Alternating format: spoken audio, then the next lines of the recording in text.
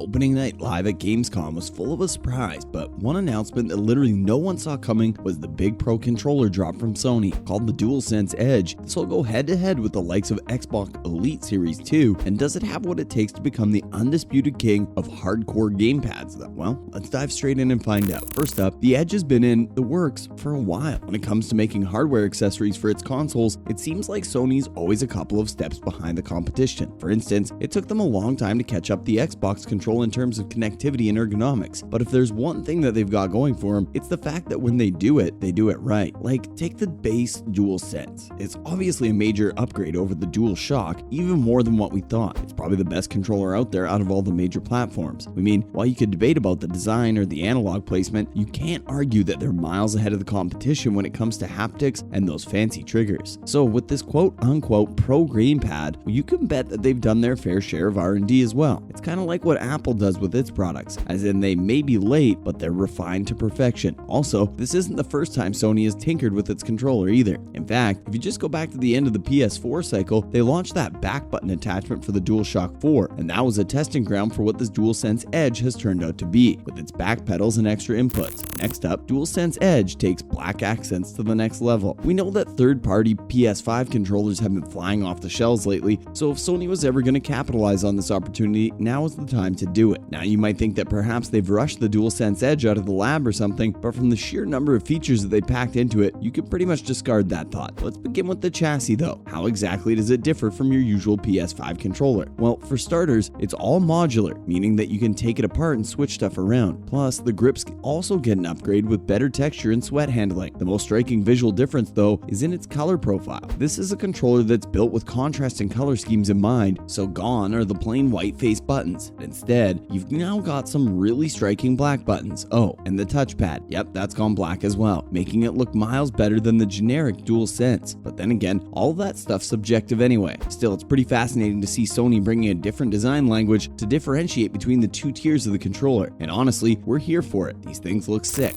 Now, there's a ton of elite features here as well. Sony knew that if they made a pro controller, they wouldn't be able to escape the Xbox Elite comparisons. So they crammed all of the competition's features into the DualSense Edge as well. For instance, you can adjust pretty much everything about the analog sticks, from their sensitivity to their dead zones. What's more, there are 3 different stick caps to choose from as well, which are standard, high dome, and low dome. But it gives even deeper, because apparently the Japanese company's also working on replaceable analog modules with all sorts of different feels and profiles, making it super customizable and drift free in the long run. Other than that, you've got your classic back buttons as well, which mimic the pedals or the DualShock attachment from a few years ago. And much like the Xbox controller, these can also be switched around for different shapes. And let's talk about the onboard customization though. Like, how deep does it go once you've chosen your preferred bits and pieces? Well, the good news is super deep. Seriously, we're talking stuff that goes even beyond what the Elite Series 2 can do. Button remaps, deactivating inputs, analog sensitivity, and trigger distance. You name it, and this bad boy's got it. Oh, and of course, you couldn't really have all these different settings without custom profiles. So we've got those here as well. But these custom profiles have a lot of customization within themselves. Alright, so being able to switch between different profiles isn't a new feature for pro controllers. What is new though is the fact that you can do this without disrupting your game. The DualSense Edge, according to Sony, comes with a dedicated function button that lets you play around with your profiles and switch on the go. For example, if you're playing a shooter like Call of Duty, you'd probably want the gamepad to feel more responsive, so you'd choose the setup that has the least trigger travel distance. Now, usually in a lot of other expensive controllers, you have to tinker around with the settings or physically adjust these things, but with this, you can literally change everything at the touch of a single button. As a matter of fact, you can even use the function button to adjust the game and voice chat volume, which is a massively important feature for anyone who doesn't play with native headsets. Also, if you're worried about Sony removing the OG DualSense feature from Edge, then you've got nothing to fret about either. Rest assured, we're still going to get the same great haptics and adaptive triggers, if not better, to be honest. Oh, and just in case you were wondering, yep, we've got a quote-unquote premium carrying case as well. In fact, this thing apparently charges the gamepad while you're on the move too, which is definitely going to come in handy for people who game on their laptops. And that said, there's still a bunch of things that Sony hasn't yet addressed. Now, the DualSense Edge definitely looks like it's shaping up to be a solid piece of hardware, and judging by how many people have been asking for this, we're sure that it's going to sell like hotcakes. With that said, there's still a couple of question marks looming over the whole thing. Take the OG PS5 controller's battery, for example. It wasn't horrendous or anything, but after a couple of months of usage, it definitely felt like it wasn't lasting as long as it should. To be fair though, this massive drain does have a reason behind it. You see, there's a trade-off with having these haptics and adaptive triggers, which means that you can either have longevity or experience. That said, Sony could always cram a bigger battery into this thing to make it last longer than it does in hours. I mean, in comparison, you can literally use the Elite Series 2 for over 40 hours before it starts to run out of charge. So there's definitely some ground to be made up here. Besides, we'd be disappointed if they haven't upgraded the battery on this thing. Other than that, there's the whole price argument as well. Like, we still don't know how much it'll cost to buy the Edge. If we had to guess though, we'd say that it's going to be around the $200 mark, which will put it slightly above Xbox offering. That said, in an ideal world, we'd like to see it a bit cheaper than that. And finally, can the DualSense Edge compete with the Xbox Elite controller? Let's face it, these comparisons are inevitable enough, but at the end of the day, these two gamepads aren't really competing for the same spot. We mean PS5 users aren't just going to stand up and buy an Elite controller. Plus, while the third-party offerings from companies like Razer are definitely compelling, we don't expect them to be on the same level as the Edge either. So in a way, it's kind of entering into a market with zero competition, but for competition's sake, let's pit them against each other and see who comes out on top. Now, in terms of sheer features, you can't argue that Sony's got the upper hand. We mean, even before they announced this thing, the basic DualSense was miles ahead of anything from Microsoft. Of course, you could always say that Xbox is still the king of connectivity and just the in-hand feel, but in the overall experience, we'd still prefer the PlayStation gamepad. That said, one thing that PlayStation Maker just can't cheap out on is the build quality. We mean, that's probably the biggest flaw with Xbox Pro controller, and Sony just can't afford to replicate the competition's mistakes. Battery life, on the other hand, is a different story. Like, even if they somehow manage to double it on the Edge, we still don't expect it to be anywhere near the Elite Series 2. And to be honest, it does kind of come down to personal preference. But that's a wrap for this video. Do you think that the DualSense Edge controller 2 is going to be better than the Xbox Elite Series 2? Let us know in the comments below. Make sure to give this video a thumbs up and subscribe to our channel for more videos like this.